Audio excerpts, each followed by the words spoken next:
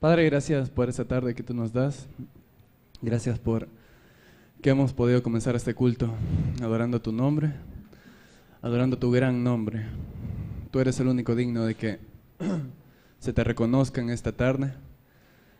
Solo tú moriste allá en Calvario por todos nosotros, por esta multitud de pecadores que muchas veces no saben reconocer cuál es tu obra. Mucho menos te adoramos dignamente, así como tú mereces, por esa grandiosa salvación que tú nos ganaste allá en el Gólgota, en el Calvario.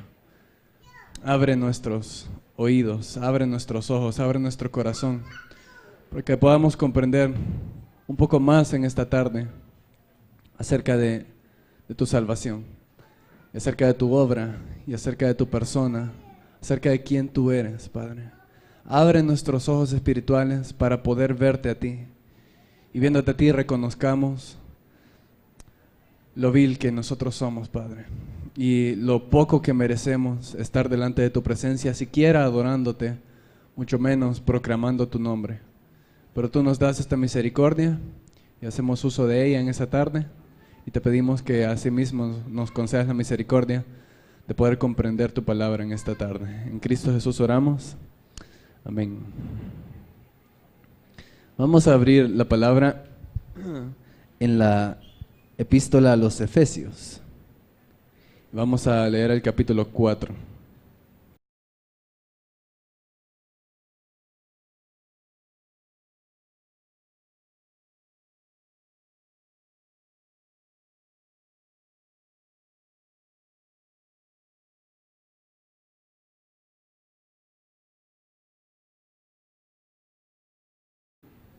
Efesios capítulo 4, y vamos a meditar específicamente en dos versículos en esta tarde, los versículos 7 y el versículo 11. Pero a cada uno de nosotros fue dada la gracia conforme a la medida del don de Cristo. Y Él mismo constituyó a unos apóstoles, a otros profetas, a otros evangelistas, a otros pastores y maestros. Para cada uno de nosotros fue dada la gracia conforme a la medida del don de Cristo, y Él mismo constituyó a unos apóstoles, a otros profetas, a otros evangelistas, a otros pastores y maestros.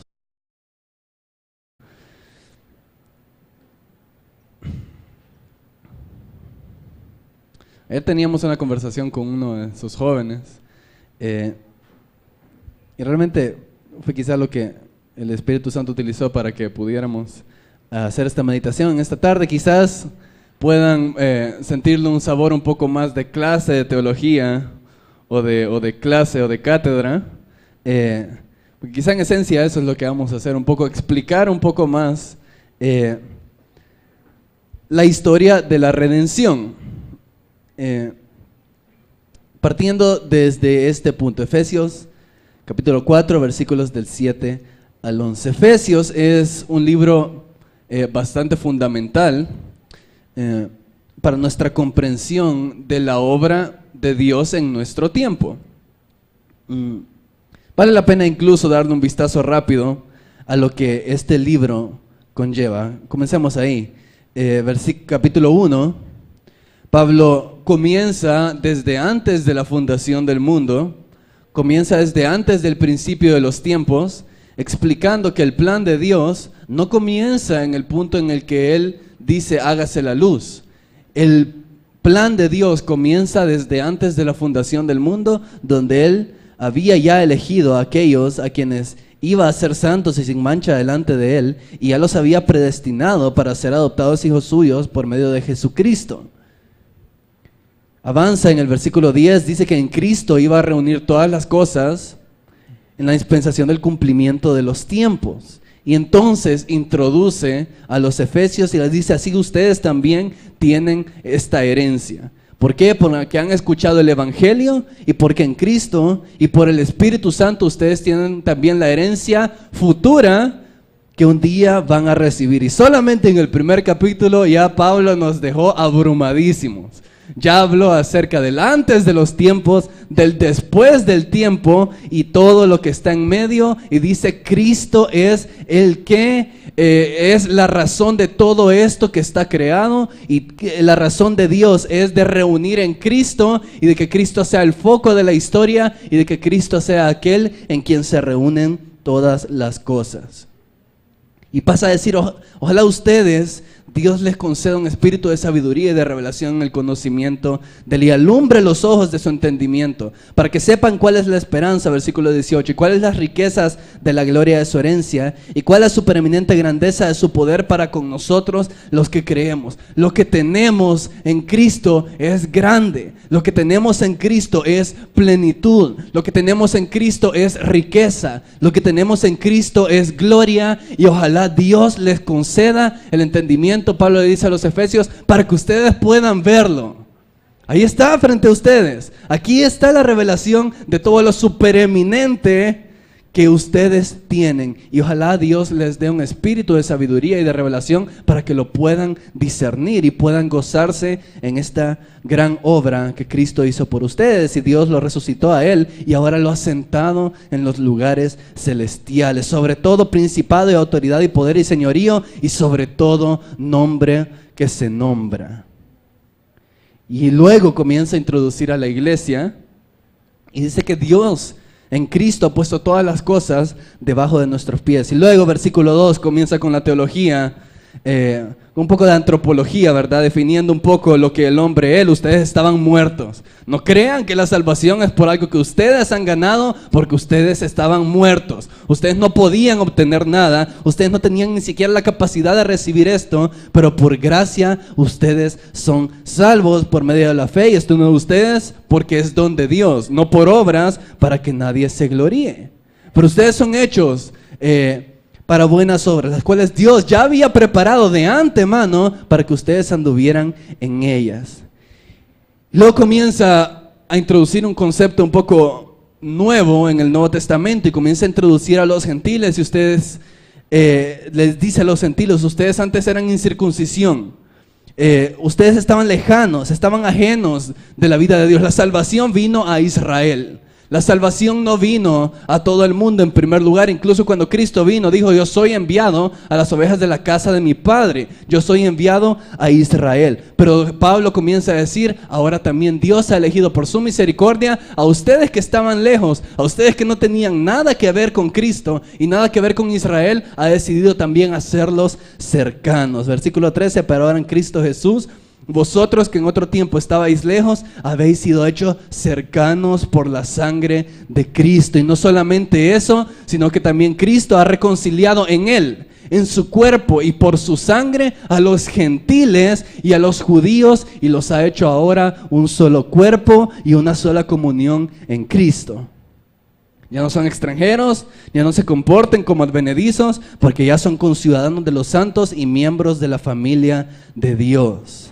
Y luego comienza en el capítulo 3 a definir cuál es su rol personal en este misterio, lo llama él. ¿Cuál es el misterio? Misterio no es algo que es confuso, algo que no se puede entender. Misterio es algo que antes no había sido revelado, pero que ahora está siendo revelado. ¿Y cuál es esa revelación? Versículo 6, que los gentiles son coherederos y miembros del mismo cuerpo y copartícipes de la promesa en Cristo Jesús por medio del evangelio. Ustedes también, la salvación ya no solo se va a dar a Israel, la salvación ya no solo es para los judíos, sino que ustedes, gentiles, también pueden entrar por la promesa en Cristo. Y dice Pablo, yo soy el ministro de este misterio. A mí se me dio la gracia de anunciarles a todos ustedes que ustedes también pueden entrar a la vida eterna. Y luego ora de nuevo por los efesios, y básicamente es una reverberación de la misma oración que hizo en el capítulo 1, ¿verdad? Que ustedes sean fortalecidos conforme a las riquezas de su gloria, con poder en el hombre interior por su espíritu. Y finalmente para que en el versículo 19 y 20 y 21 a esa gloria en la iglesia en Cristo Jesús por todas las edades, por los siglos de los siglos. Amén. capítulo 4 comienza a dar instrucciones un poco más prácticas, ¿verdad? Bueno, si ustedes tienen todo esto, si ustedes tienen toda esta riqueza y si tienen toda esta gloria y si tienen todo esto que Dios les ha dado, esta es la manera en que ustedes deben comportarse. Esta es la manera en que ustedes deben responder. Y el énfasis, obviamente, de Pablo en el capítulo 4 en adelante es unidad, paz, tolerancia, tolérense unos a otros, tengan amor los unos a los otros, perdónense los unos a los otros, va a decir en el capítulo 5. Porque esto es la respuesta que ustedes tienen que tener a la teología que básicamente él ya dio en los capítulos 3 primeros. Sigue con instrucciones prácticas en el capítulo 4, dice: ya no se comporten como antes se comportaban, sino que ahora ustedes tienen una nueva vida y actúen conforme a esa nueva vida. Ustedes ya no son como los gentiles que andan en la incircuncisión de su mente, que son ajenos de la vida de Dios. Ahora ustedes son luz, compórtense como hijos de luz. Y da más instrucciones prácticas, y aún en el capítulo 5 se pone tan práctico, ¿verdad?, que empieza a definir cómo se ve la vida que está llena del Espíritu. No os embriaguéis con vino, versículo 18, en lo cual hay disolución, antes bien sed llenos del Espíritu. Y comienza a definir cómo la vida llena del Espíritu se ve prácticamente. Cómo la llenura del Espíritu Santo llega a todo aspecto de nuestra vida. Versículo 21, someteos unos a otros en el temor de Dios. La llenura verdadera del Espíritu Santo es aquella que empapa toda nuestra vida y que nos impulsa a vivir una vida verdaderamente guiada por el Espíritu Santo. Las casadas estén sujetas a sus propios maridos, dicen amén las hermanas, ¿verdad? Como el Señor, porque el marido es cabeza de la mujer, así como Cristo es cabeza de la iglesia. Maridos, ustedes amen a sus mujeres, así como Cristo amó a la iglesia. Y vuelven a decir amén las hermanas. Y se entregó a sí mismo por ella. Da más instrucciones acerca del matrimonio. Y luego comienza a dar instrucciones acerca de la relación entre los padres y los hijos. En el capítulo 6, hijos, obedeced al Señor a vuestros padres. Dicen amén los padres, ¿verdad? Porque esto es justo. Pero ustedes, padres, no provoquen a ir a sus hijos, sino criarlos en disciplina y amonestación del Señor.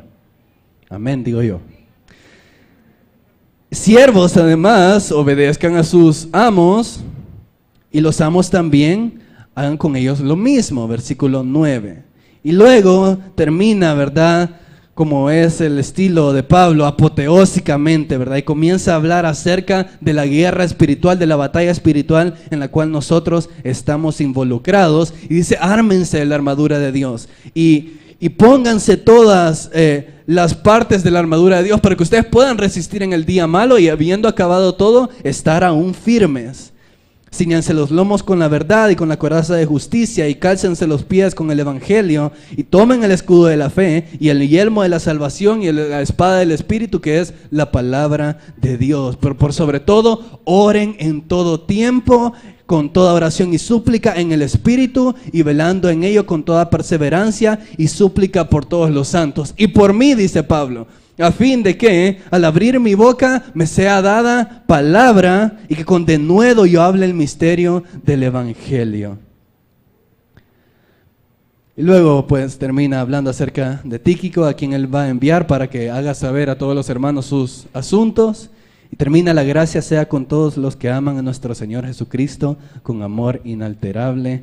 Amén. Y eso es un vistazo sumamente rápido a todo el libro de Efesios. Y no estamos acostumbrados a esto, ¿verdad? No estamos muy acostumbrados a que se ponga delante de nosotros la perspectiva completa de lo cual nosotros estamos involucrados. No estamos acostumbrados a que se nos explique el contexto en el cual nosotros estamos y parte de la historia de la cual nosotros somos. La predicación hoy en día se caracteriza por pequeñeces, ¿verdad? Voy a darles un consejito. voy a hablar esta historita, ¿verdad? Y voy a dejar esta moralejita que a ustedes les enseñe para vivir durante su semana. Para que la próxima semana puedan volver a venir y les voy a dar otro consejito, otra historita para que se lleven otra moralejita, ¿verdad? Y la gente se va, y se va, pues digámoslo así, con los pies sobre la tierra, ¿verdad? Bueno, no hay la elevación de nuestros pensamientos a cosas superiores. No se nos hace pensar acerca de la eternidad, no se nos hace pensar acerca de lo mayor que es la vida que nosotros. Se nos quiere hacer pensar que la vida somos nosotros y la vida se reduce a nosotros. Queremos simplificarlo todo, queremos hacerlo todo pequeño y todo simple y todo sencillo, y la realidad de las cosas es que esta es una historia mucho más grande que cualquiera de alguno de nosotros. Simplemente leemos un pequeño texto y lo aplicamos a la pequeña vida de cada uno de nosotros. Y todavía hay una tendencia peor, que es aislar un versiculito, ¿verdad? Y comenzar a decir, este versículo significa esto para tu vida. Y este versículo va a ser lo que solucione tu problema este día. Y este versículo es el que Dios quiere hablarte en este momento. Siempre he considerado yo la diferencia entre dar palabra de Dios para este momento, que es lastimosamente lo que todos estamos buscando, ¿verdad? Que Dios me hable en este momento. Cuando la realidad de las cosas es que la palabra de Dios es para toda la vida, es para todo momento, y toda su palabra se cumple en nosotros todo el tiempo.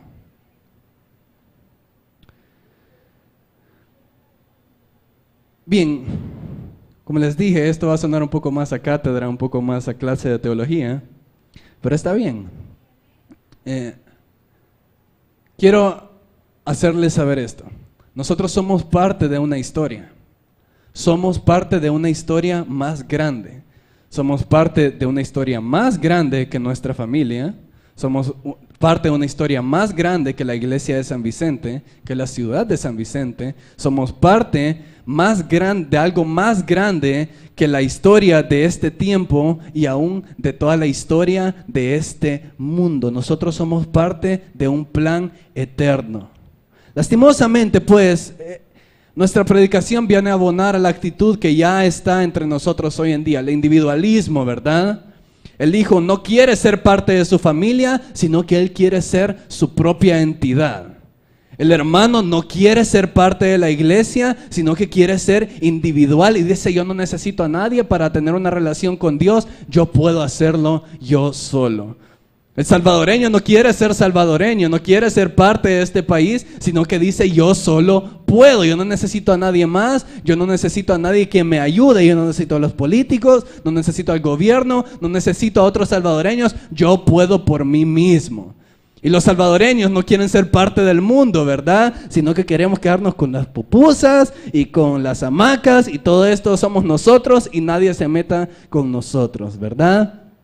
Se hace un poco exagerado ahí, pero la actitud principal está ahí. Nosotros pensamos que somos el ombligo del mundo, que nosotros somos todo lo que hay. Y es una realidad tan humillante darnos cuenta que nosotros somos simplemente una tuerca pequeña en el plan magistral de Dios.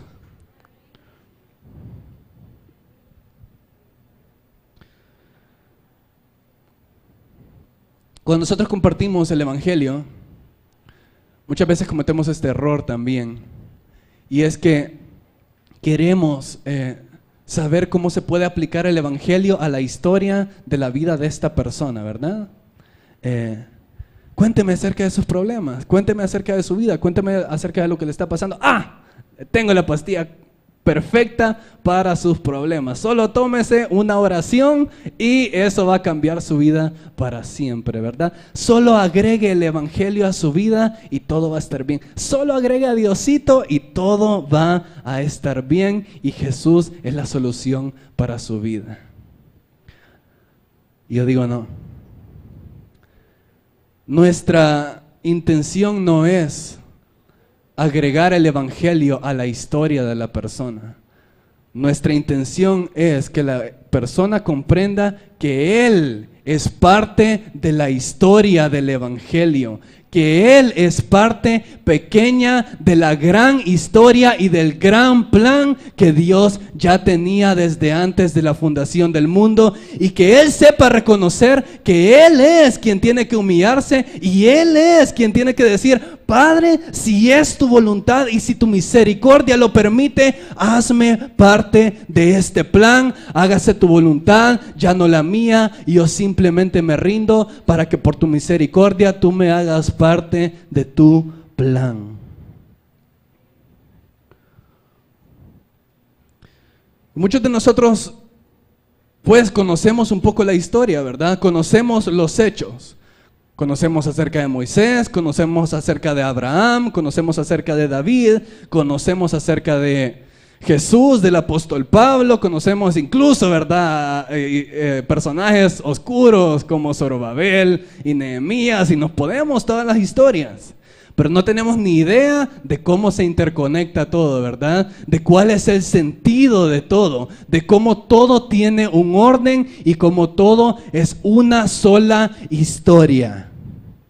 Podemos saber mucho y al mismo tiempo no saber nada si no sabemos cómo estas pequeñas partes vienen a ser parte de algo mucho más grande. Y les decía, pues, ayer tenía esta conversación con un hermano y hablamos acerca de los apóstoles y los profetas y cómo hoy en día hay un movimiento que quiere retomar los apóstoles, ¿verdad?, y los profetas. Y yo le hacía ver un punto. ¿Cómo persuadir a alguien que los ministerios ya pasaron, pues, y que tuvieron una parte fundamental en la historia de la iglesia? Yo le decía esto: si nosotros no comprendemos la historia grande, vamos a hacer lo que queramos con las partes. Vamos a agarrar las partes y las vamos a revolver porque no sabemos cómo todo tiene su lugar en la gran historia de Dios. Y de nuevo recalco, si sienten que estoy estirando un poco, ¿verdad?, su cerebrito, como yo mismo estoy estirando el mío, y que estoy haciéndolos pensar un poquito más allá de lo que estamos acostumbrados, o en cosas más grandes de las cuales estamos acostumbrados a pensar, eso está bien. ¿Cuál es esta historia? Pues la historia básicamente se compone de 4 grandes movimientos, ¿verdad? Comenzamos con la creación. En el principio estaba la tierra desordenada y vacía, y dijo Dios: hágase la luz, y se hizo la luz, y en 6 días creó todo, y en el 6º día crea al hombre, y en el 7º día descansa, ¿verdad? Y Génesis 1 y 2 componen el primer movimiento, porque ya en Génesis 3 ya había errado el hombre con la caída del pecado. Ese es nuestro segundo movimiento. El primer movimiento es la creación, cuando Dios crea todo. La segunda parte de esta historia es la caída. El hombre comete el errorazo de pecar en contra de su creador.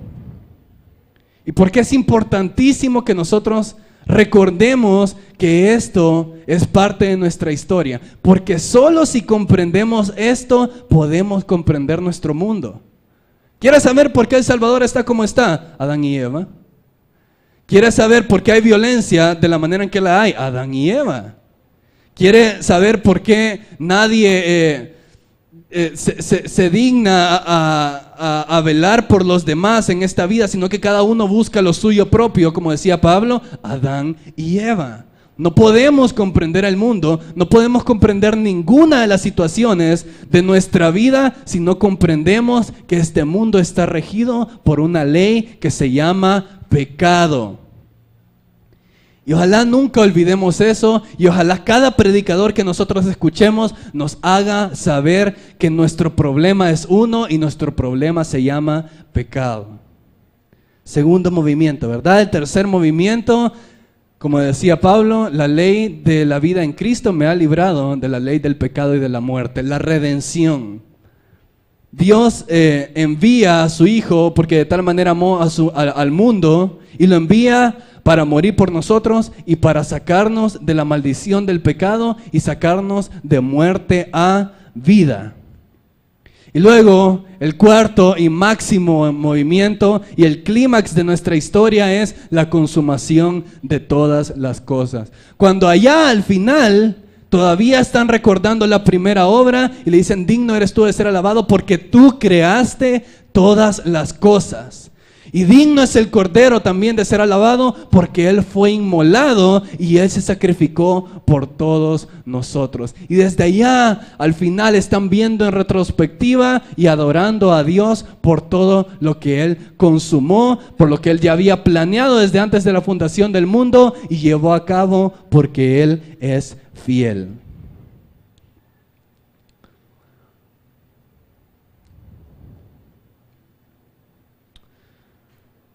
Quiero mostrarles algo. Lucas capítulo 24.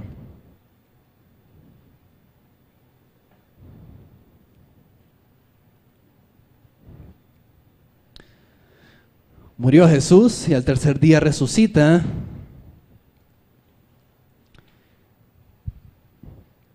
Y parecía que nadie se daba cuenta, ¿verdad? Y Jesús decide comenzar por dos que iban caminando hacia Emaús. Versículo 13. Y aquí dos de ellos iban el mismo día a una aldea llamada Emaús, que estaba a 60 estadios de Jerusalén. E iban hablando entre sí de todas aquellas cosas que habían acontecido. Sucedió que mientras hablaban y discutían entre sí, Jesús mismo se acercó y caminaba con ellos. Mas los ojos de ellos estaban velados para que no le conociesen. Y les dijo: ¿qué pláticas son estas que tenéis entre vosotros mientras camináis? ¿Y por qué estáis tristes? Respondiendo uno de ellos, que se llamaba Cleofas, le dijo: ¿eres tú el único forastero en Jerusalén que no ha sabido las cosas que en ella han acontecido en estos días? Entonces él le dijo: ¿qué cosas? Y ellos le dijeron: de Jesús Nazareno, que fue varón profeta, poderoso en obra y en palabra delante de Dios y de todo el pueblo, y cómo le entregaron los principales sacerdotes y nuestros gobernantes a sentencia de muerte y le crucificaron. Pero nosotros esperábamos que Él era el que había de redimir a Israel, y ahora, además de todo esto, hoy es ya el tercer día que esto ha acontecido. Aunque también nos han asombrado unas mujeres de entre nosotros, las que antes del día fueron al sepulcro. Como no hallaron su cuerpo, vinieron diciendo que también habían visto visión de ángeles, quienes dijeron que Él vive. Y fueron algunos de los nuestros al sepulcro y hallaron así como las mujeres habían dicho, pero a Él no le vieron. Hermanos, es precisamente el problema que muchos de nosotros experimentamos. Estoy deprimidísimo, estoy triste, porque mi pequeñito mundito se me está derrumbando. Y tanto nosotros que trabajamos, ¿verdad?, en poner todas las partes de nuestro pequeño mundo en orden, y como una pequeña situación como bola de boliche simplemente derrumba todo nuestro mundo y nos derrumba a nosotros con él. Pensábamos que este era el Mesías. Pensábamos que este era el que iba a redimir a Jerusalén. Pensábamos que este había sido enviado de parte de Dios. Pero hoy murió y aparentemente la historia terminó, ¿verdad? Y aparentemente la historia ya llegó a su final y nosotros simplemente regresamos a donde nosotros vivimos. Como que el plan de Dios se frustró. Como que esta situación visible es mucho más grande que el Dios eterno y eternamente poderoso y eternamente visible. Para ellos ya había terminado la historia. Para ellos ese era el fin de la historia, por lo que vieron. No hicieron como Pablo dijo: vean las cosas que no se ven, vean lo eterno, no vean lo que se ve, porque lo que se ve es temporal, pero las cosas que no se ven, esas son eternas, trabajen por ellas. Y por eso Jesús les responde, entonces se les dijo, oh insensatos y tardos de corazón para creer todo lo que los profetas han dicho. ¿Creen que esto es simplemente una pequeña circunstancia que Dios no pudo usar a su favor? ¿No saben que esto es precisamente lo que Dios ha planeado desde antes de la fundación del mundo? Y todo esto que está pasando hoy en día ya fue profetizado por profetas miles y miles de años atrás. Esto no termina aquí solo porque ciertos gobernadores y ciertos hombres se quisieron oponer al plan magistral de Dios. Dios es mucho más grande. Dios ya lo había planeado desde antes de la fundación del mundo y ustedes están tristes porque no comprenden lo que en las Escrituras estaba escrito. Porque no comprenden que el Dios de Israel es mucho más grande que lo que ustedes ven. Porque no comprenden que todo esto ya estaba profetizado desde antes. No era necesario que el Cristo padeciera estas cosas y que entrara en su gloria, y comenzando desde Moisés y siguiendo por todos los profetas, les declaraba en todas las Escrituras lo que de él decían. Qué lindo versículo. ¿Saben cuál es la medicina que ustedes necesitan? Una clase de teología por el mismo Rey de Reyes y Señor de Señores que abarcaba toda la Biblia. Comenzando desde Moisés y siguiendo por todos los profetas. Déjenme darles algo. Déjenme darles perspectiva. Déjenme darles una perspectiva eterna. Déjenme decirles que esto es mucho más grande que lo que ustedes ven. Déjenme decirles que esto es un plan eterno y que ya todas las Escrituras ya revelaban todo lo que este día iba a pasar. Llegaron a la aldea donde iban y él hizo como que iba más lejos. Mas ellos le obligaron a quedarse diciendo, quédate con nosotros porque se hace tarde y el día ya ha declinado. Entró pues a quedarse con ellos y aconteció que estando sentado con ellos a la mesa tomó el pan y lo bendijo, lo partió y les dio. Entonces les fueron abiertos los ojos y le reconocieron, mas él se desapareció de su vista. Y se decían el uno al otro, ¿no ardía nuestro corazón en nosotros mientras nos hablaba en el camino y cuando nos abría las Escrituras? Qué lindo fuera que nosotros fuéramos como estos discípulos. No se conformaron que Jesús les diera, Jesús, danos un consejito para seguir nuestro caminito a Emaús. Danos una pequeña moraleja para que no estemos tan tristes en esta situación.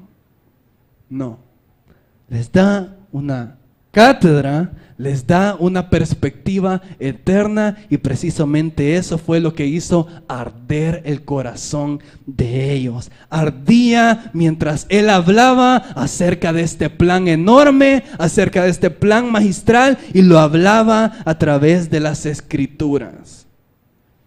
Que nuestro corazón cambiara, que nuestro corazón se hiciera hambriento por cosas eternas, que nuestro corazón se volviera sediento por conocer cuál es el plan que Dios tiene, no para mi vida, no para la situación que yo estoy pasando en este momento, sino el plan eterno que Él tiene para su gloria, para que aquel que es poderoso para hacer todas las cosas mucho más abundantemente de lo que pedimos y entendemos, conforme al poder que actúa en nosotros, a Él sea la gloria en la iglesia en todas las edades, por los siglos de los siglos. Amén.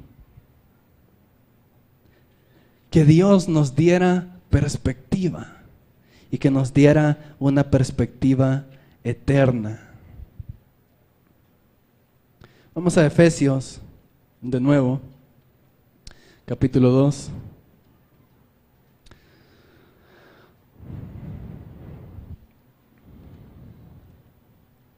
Cristo muere y resucita al tercer día.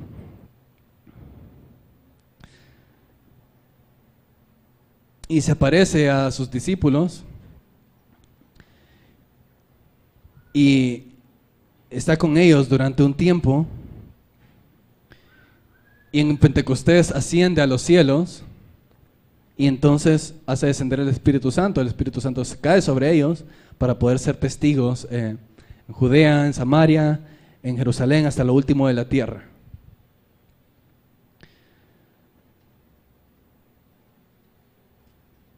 Pensemos acerca de esto. Y seguimos aquí con la clase de teología. ¿De quién es la historia del Antiguo Testamento? La historia del Antiguo Testamento es del pueblo de Israel, ¿verdad? Padre de Israel, Abraham, su hijo Isaac, su hijo Jacob, su descendencia de 12. Luego José, más adelante, entran a Egipto. Aparece Moisés cuando ya el pueblo era esclavo y liberta a su pueblo, ¿verdad? Luego viene Josué, luego vienen los jueces, luego vienen los reyes, y finalmente Israel es llevado a Babilonia y termina el Antiguo Testamento con los 400 años de silencio. Israel, Israel, Israel, Israel, judíos, judíos, judíos, judíos, judíos por todas partes. Y si aparecía un gentil ahí de la nada, era aborrecido en primer lugar por el pueblo de Israel, ¿verdad? Uy, Ruth, dirán, ¿verdad? Uy, una moabita. Así como reaccionaban con Cornelio, pues más adelante, ¿verdad? Israel, Israel, Israel, judíos, judíos, judíos. Vamos al Nuevo Testamento y ¿qué encontramos? Judío, judío, gentil. Judío, gentil, judío. Y estos gentiles, ¿de dónde han aparecido, verdad? Dirían judío. Y no que la salvación es de Israel, y no que la salvación iba a venir al pueblo de Israel. ¿Dónde han salido? ¿De dónde han salido todos estos gentiles? ¿De dónde han salido los romanos? ¿De dónde han salido los griegos? Los efesios, los filipenses, los gálatas. Todos son gentiles. ¿Y de dónde han salido todos estos gentiles? ¿Verdad? Lo pongo en esta perspectiva para que nos demos cuenta de algo. El Antiguo Testamento es totalmente diferente al Nuevo Testamento. ¿Y cuál es la diferencia? En el Nuevo Testamento hay gentiles.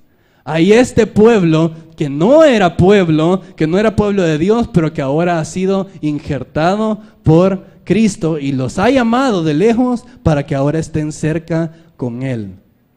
Y entonces tenemos que hacernos esta pregunta, ¿verdad? ¿De dónde salieron estos gentiles? ¿De dónde salieron estos griegos? ¿De dónde salieron todos estos? Y la respuesta es que hubo un periodo de transición en medio.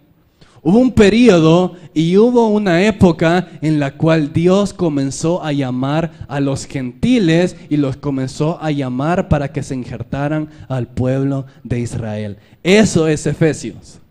Eso es lo que Efesios nos quiere enseñar. Eso es lo que Efesios nos quiere dar a entender. Esta es la revelación de que los gentiles también están incluidos en la revelación del Evangelio. Versículo 19 al 22 del capítulo 2. 2:19 al 22. Así que ya no sois extranjeros ni advenedizos, sino conciudadanos de los santos y miembros de la familia de Dios, edificados sobre el fundamento de los apóstoles y profetas, siendo la principal piedra del ángulo Jesucristo mismo, en quien todo el edificio, bien coordinado, va creciendo para ser un templo santo en el Señor, en quien vosotros también sois juntamente edificados para morada de Dios en el Espíritu. Quiero que le tomen atención a una pequeña frase ahí, versículo 20, edificados sobre el fundamento de los apóstoles y profetas. Capítulo 3, versículo 5. Misterio que en otras generaciones no se dio a conocer a los hijos de los hombres, como ahora es revelado a sus santos apóstoles y profetas por el Espíritu. La frase, ¿verdad? Apóstoles y profetas. Capítulo 4, versículo 11. Y él mismo constituyó a unos apóstoles, a otros profetas, a otros evangelistas, a otros pastores y maestros. Bien, Dios estaba haciendo algo nuevo. Dios estaba haciendo algo que no se había visto en la historia. Y comienza con el hecho de que su Hijo mismo vino a la tierra. Pero el Hijo se fue. Pero el Hijo no dio una instrucción antes de partir, sino que decidió que iba a volver a venir a revelársela a un hombre cuyo nombre era Pablo.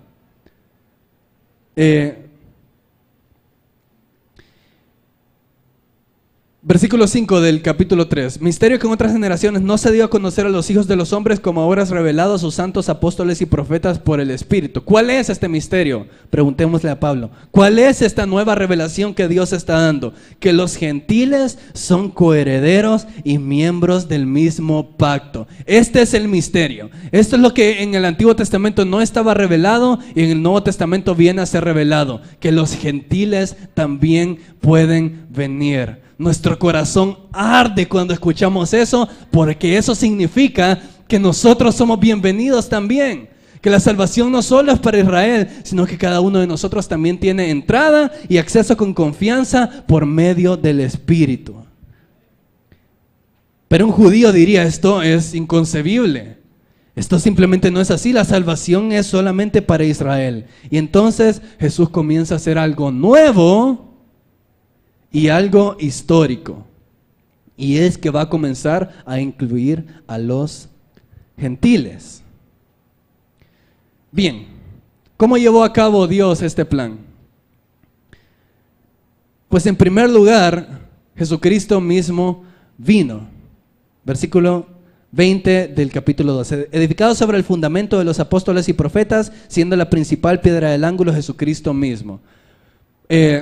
Le pregunta a Jesús a Pedro, ¿verdad? En Mateo capítulo 16, ¿quién soy yo? Algunos dicen que soy Elías, otros dicen que soy Jeremías, o Pedro le respondía eso. Bueno, ¿y quién dices tú quién yo soy? Le dice, tú eres el Cristo, el Hijo del Dios viviente. Bienaventurado eres Simón, hijo de Jonás. No te lo reveló carne ni sangre, sino mi Padre que está en los cielos. Y yo también te digo, escucha bien, que tú eres Pedro y sobre esta roca edificaré mi iglesia. Ese es el misterio que no había sido revelado en el Antiguo Testamento. Que Dios iba a edificar un nuevo templo que se iba a llamar iglesia. Y esa es una figura muy utilizada por Pablo y por los autores del Nuevo Testamento. La iglesia es un templo, un edificio que va siendo edificado por Dios para morada de Él en el Espíritu, dice. Bien, pero un edificio tiene partes. Un edificio tiene ciertas partes para que el edificio mismo no se desplome. Y la Biblia dice que la principal piedra del ángulo, ¿quién es? Jesucristo mismo. Jesucristo dice, yo soy el fundamento. Yo soy la piedra angular. Yo soy sobre quien reposa todo el peso de todo el edificio, y yo lo sostengo todo. Nadie puede poner otro fundamento que el que está puesto, el cual es Jesucristo, según Pablo en 1 Corintios 3. Lastimosamente se cae en ese error, ¿verdad? Hay una iglesia histórica que ha caído en ese error históricamente. La iglesia católica dice, no, Jesucristo no es la cabeza, sino que nosotros vamos a poner otra cabeza, la cual se llama Papa. Y Él va a ser la cabeza de nuestra iglesia, y lo que Él diga es la ley, y lo que Él diga es superior incluso a lo que Jesucristo pudo haber dicho en una época. Bien, pero antes de acusar a una iglesia y de un error tan grande, debemos examinarnos a nosotros mismos. Cristo edifica su iglesia. Él da las órdenes, hermanos. Él es Señor. Y Él dice cómo la iglesia tiene que llevarse a cabo. Déjenme repetir eso. Jesucristo es quien da las órdenes de cómo la iglesia tiene que llevarse a cabo. Y cómo Jesucristo ejerce su señorío sobre nosotros a través de su palabra. Él quiere que oigamos su palabra y que obedezcamos lo que su palabra dice, y obedeciendo su palabra es que nosotros vamos a poder llevar a cabo las órdenes que Él nos da. Pero un edificio no se queda ahí, ¿verdad? No se pone la piedra del ángulo y se deja ahí, sino que sobre la piedra del ángulo, dice, se pone un fundamento. Jesucristo es la piedra del ángulo, Él es la piedra fundamental, pero sobre eso se pone un fundamento. ¿Y cuál es el fundamento? Versículo 20, edificado sobre el fundamento de los apóstoles y profetas. El fundamento de nuestra iglesia, aquí en San Vicente, aquí alejados de donde sucedió toda la historia de la redención. Nuestro fundamento son los apóstoles y los profetas. Esto es importantísimo que lo comprendamos. Es importantísimo que lo comprendamos para que no seamos niños fluctuantes, llevados por doquiera de todo viento de doctrina, ¿verdad? Echados de un lado a otro y simplemente dejándonos llevar por toda doctrina que se nos cruza en el camino. El fundamento son los apóstoles y los profetas que Jesucristo estableció. Él mismo constituyó a unos apóstoles, a otros profetas, a otros evangelistas, a otros pastores y maestros. ¿Quiénes son estos apóstoles? Eran 12 y 12 nada más. Se mató uno, pero Dios agregó a Matías y luego agrega a Pablo, ¿verdad? Esto todavía es un conflicto ahí teológico que Pablo y Matías van a manejar un poco más adelante acerca de quién se va a sentar en el 12º trono, ¿verdad? Pero ellos se van a arreglar. Pero los apóstoles son el fundamento. Los apóstoles y los profetas son el fundamento. En la iglesia apostólica esto se manejaba bastante claramente. 1 Corintios 12:28, y aún nos puso Dios en la iglesia primeramente apóstoles, luego profetas, lo tercero maestros. Gálatas 2:9, y reconociendo la gracia que me había sido dada, dice Pablo, Jacobo, Cefas y Juan, que eran considerados como columnas, nos dieron a mí y a Bernabé la diestra en señal de compañerismo. Son el fundamento. Los apóstoles y los profetas son el fundamento de nuestra iglesia. Bien, ¿en qué sentido son el fundamento? Este es en el sentido en el cual ellos son el fundamento. Nosotros seguimos la doctrina de los apóstoles. Jesucristo, parece en el capítulo 16 de Juan, predice, ¿verdad?, la venida del Espíritu Santo y le dice a sus apóstoles, cuando Él venga, el Espíritu de verdad, Él los va a guiar a toda la verdad y Él les va a hacer recordar todas las cosas que yo les he dicho a ustedes. Jesucristo encomendó a los apóstoles a escribir la revelación que Él le quería dar a su iglesia. Capítulo 3 de Efesios, versículo 5, misterio que en otras generaciones no se dio a conocer a los hijos de los hombres, como ahora es revelado ¿a quién? A sus santos apóstoles y profetas por el Espíritu. Dios lo diseñó así. Y no podemos cuestionar a Dios por haberlo diseñado así, aunque reconocemos probablemente el peligro de incluso cómo esto se maneja hoy en día. Pero Dios le dio la revelación a una persona para que esta persona la difundiera. Dios pudo haber elegido perfectamente a cada uno de nosotros darnos una revelación. Y a cada uno de nosotros darnos la misma revelación y todos tendríamos el mismo conocimiento que Pablo tenía al principio y la iglesia seguiría creciendo de esa manera. Dios no eligió hacerlo así, sino que Dios eligió que le iba a dar la revelación a uno y uno iba a ser quien se la diera a todos los demás. ¿Quién fue el elegido para eso? El apóstol Pablo y también los análogos de él, ¿verdad? El apóstol Pedro, el apóstol Juan, Santiago y todos los demás autores del Nuevo Testamento. En la iglesia es igual. Dios le da la capacidad de entender, de exponer la palabra a una persona, al predicador, al pastor y maestro, y esta persona se la da a todos los demás. Por lo menos yo puedo rescatar una cosa por la cual Dios hizo eso, para humillarnos, para darnos humildad. No podemos solos, no podemos muchas veces interpretar la palabra nosotros solos, necesitamos la ayuda de alguien más. Dios no nos ha hecho solitarios en esta iglesia, sino que necesitamos que los demás ministren sus dones a nosotros. Bien, pero Él constituye a los apóstoles y profetas. Por tanto, bien, nadie quita la piedra angular y dice vamos a poner a otra piedra angular, ¿verdad? Si la iglesia católica lo hizo, pero digamos que los cristianos teóricamente no lo hacemos, ¿verdad? Aunque prácticamente claro que lo hacemos cada vez que desobedecemos los mandamientos de Cristo. Pero digamos que no lo hacemos en teoría, ¿verdad?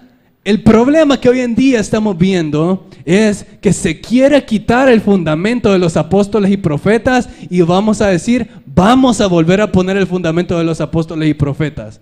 Hermanos, que trabajan en construcción, ¿verdad? ¿Cuántas veces se pone el fundamento de la casa? Una vez. No digo voy a poner el fundamento y voy a poner otro fundamento por si acaso, ¿verdad? Y si este me falla, pues voy a poner otro fundamento y otro fundamento y otro fundamento. Eso es absurdo, eso es ridículo. El fundamento se pone una vez. ¿Por qué es tan importantísimo esto? Jesucristo es el, quitándole un poco las palabras a Pablo, el perito arquitecto, ¿verdad? De su iglesia. Él hizo su iglesia y puso el fundamento una vez. El fundamento solamente se pone una vez. No podemos aceptar que alguien diga, yo soy el nuevo apóstol de Dios, hermanos.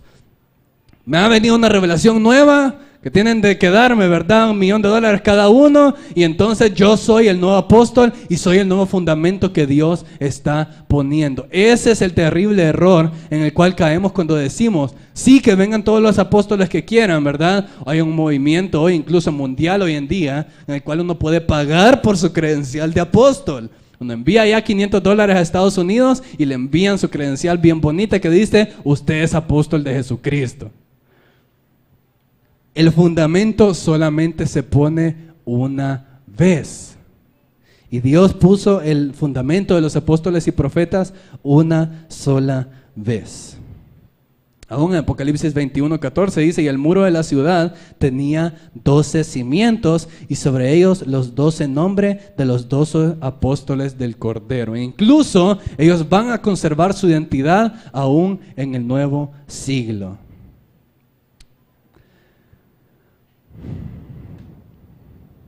Bien, Cristo es la piedra angular, los apóstoles y profetas son el fundamento, pero luego el edificio no se queda hasta ahí, ¿verdad? Sino que el edificio sigue siendo edificado.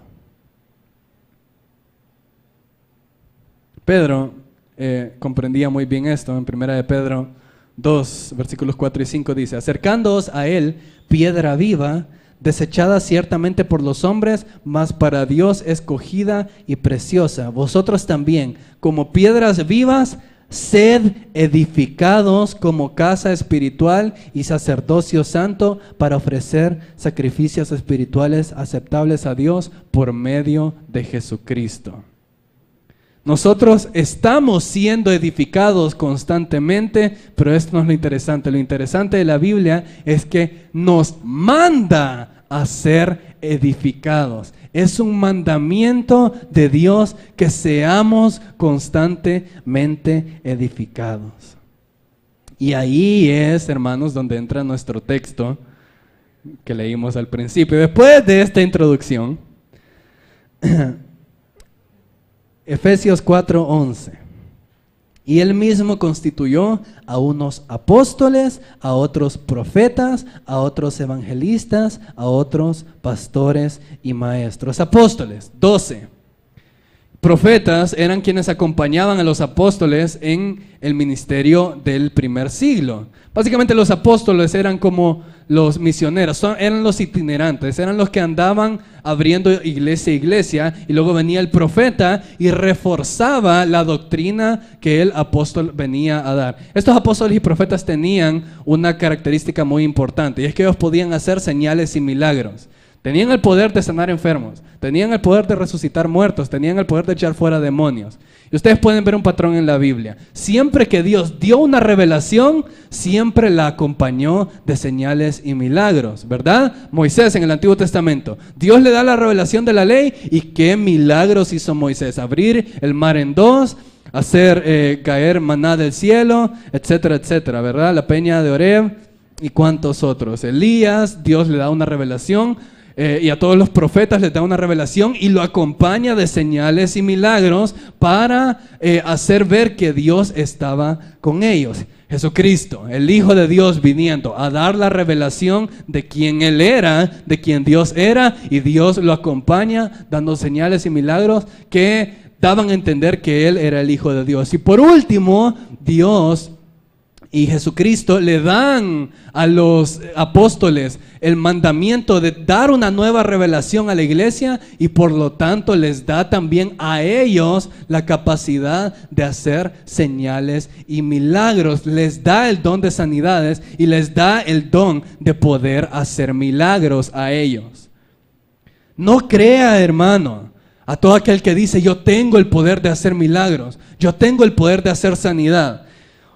Qué error en el que cayó la iglesia de alabar a ese tipo de hombres, alabar a Benny Hinn, alabar a todos esos falsos que dicen: yo tengo el don de hacer milagros, y le pegan a la gente en el escenario, y les tiran el saco y dicen: hacemos un show por Jesucristo. Y cuando comienzan a dar teología dicen: Dios tiene, son 3 en 3 y 3 en no sé cuánto. Eso es la doctrina que practica Benny Hinn, que es super trinitario Dios, ¿verdad? Y dice profecía tras profecía, errando, error tras error.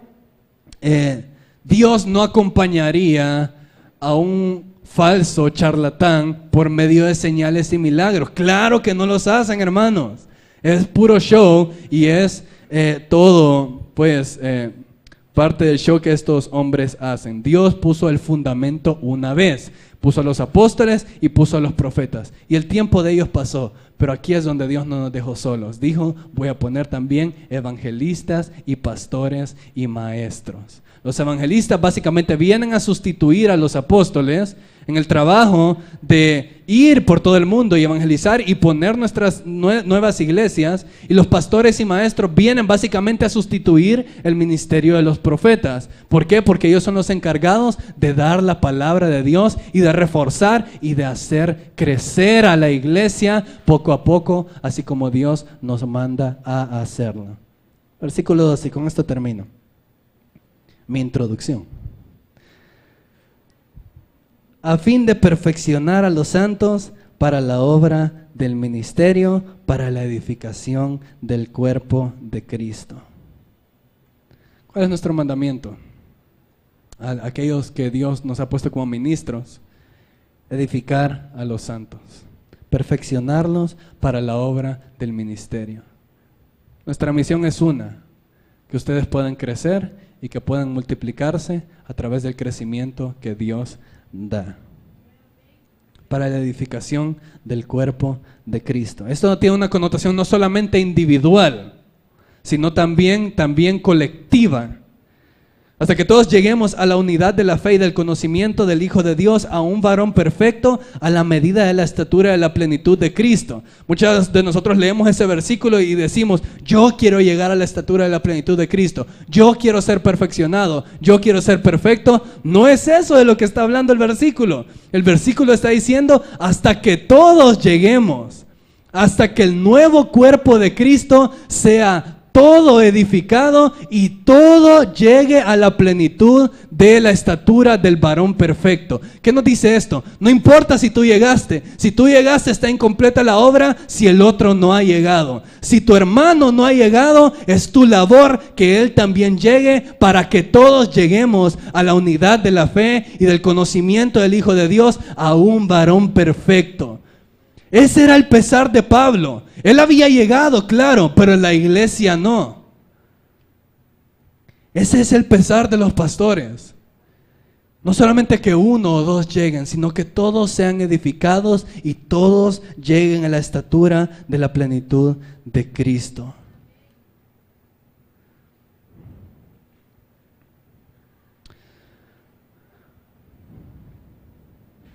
El objetivo es que el nuevo cuerpo de Cristo sea transformado de gloria en gloria en la misma imagen como por el Espíritu del Señor.